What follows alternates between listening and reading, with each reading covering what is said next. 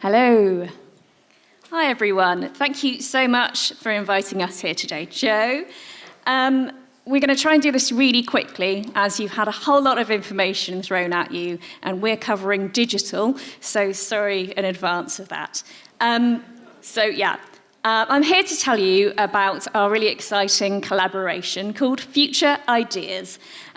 Future Ideas is imagining digital empowerment, arts and society. I'm Helen from Creative Sustainability.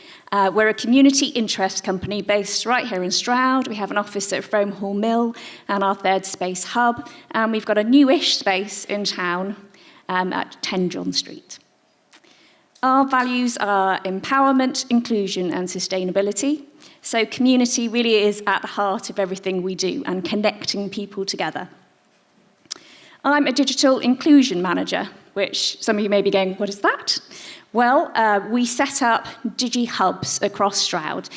In hubs where people come together already, and sometimes when they just ask us to go and set up a digi-hub where something else is happening.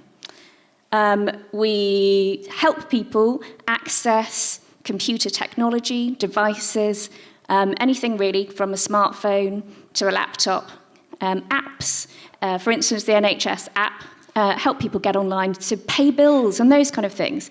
And some of us really take that for granted, but some of us don't know how to do that at all. So it's a real thing, and there's a huge thing called the digital divide, where some of us really know what we're doing with technology, but it's advancing so quickly that there's lots of us that are being left behind, and there are so many different cohorts of people that there's so much that we need to teach and keep people's skills up and ready to go. So, through this, we came across SenseOff. SenseOff are the Centre for Sociodigital Futures at Bristol University, and they wanted to do a research project around imagining future ideas. And these future ideas are all about connecting people together and looking at technology through that.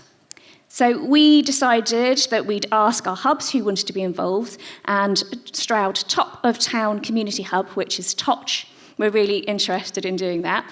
And the other one is Uplands, and Uplands is an independent living centre.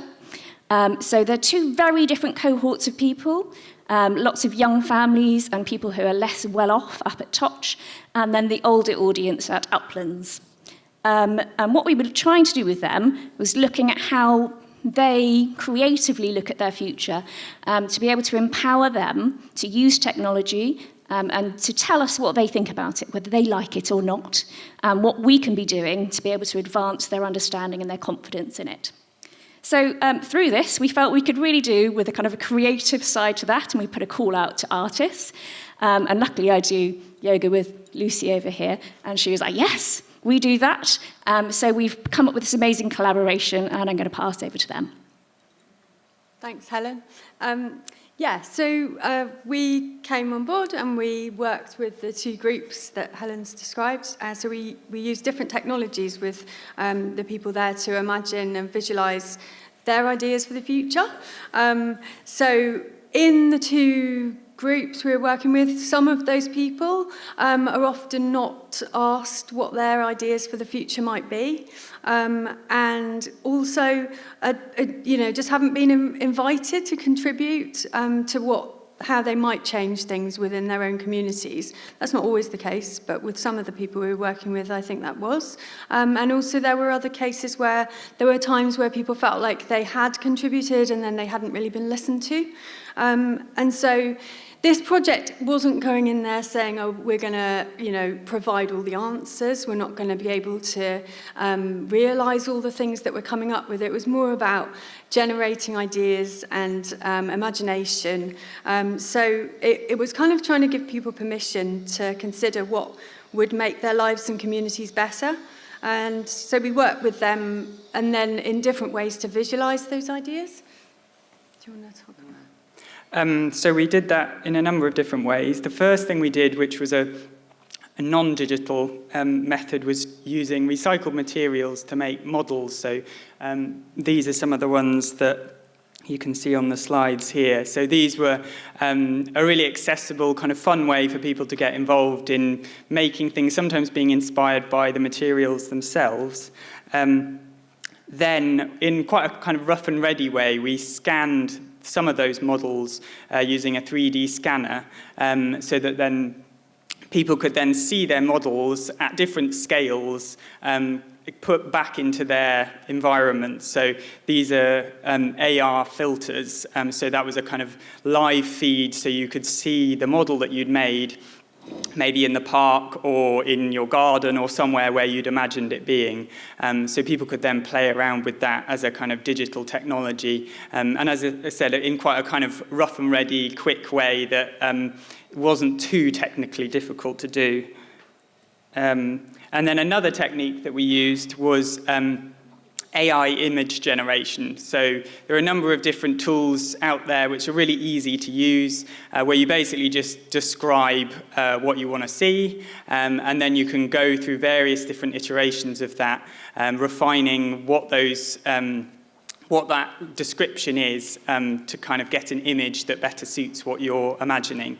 And so some of those were quite surprising and unpredictable, but in most cases we were able to come up with something that people felt kind of excited about, and was a way of kind of getting a conversation and started about something that they felt passionate about.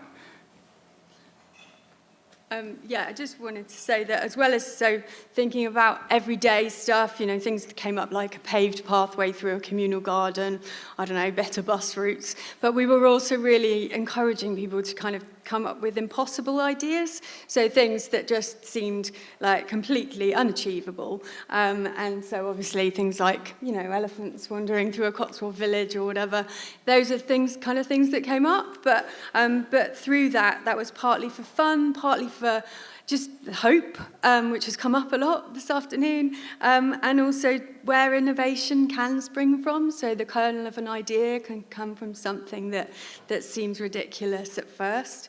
And in that vein, we're looking for the kind of future of this project to continue to work with the University of Bristol and the Computer Science Department and Sensoff to develop a digital tool that would use some of these technologies to allow people in Stroud and much further to use some of this kind of technology to imagine their ideas for the future. Great. Thanks. I'm just going to finish up now. So next stage of this collaboration is bringing the two communities together from Toch and Uplands to exhibit their work in front of an audience. So we are teaming up with Stroud Imagines. That's another hat that I wear. Don't know if you've ever been to Stroud Imagines stuff. Very excellent. You should come along if not. We're going to do Stroud Imagines Digital. So I want any of you who are coming along here going, no, don't want to do that, to come along on the day and tell us what you think. And just after this, we're going to be holding more tables, and we've got some thoughts and some ideas that we want you to feed back on as well and tell us, no, we don't want digital. Oh, no, hold on, I do use a calendar on my phone, and those kind of things. Okay, so Stroud Imagines on Thursday, the 22nd of May at Trinity Room, 7 o'clock.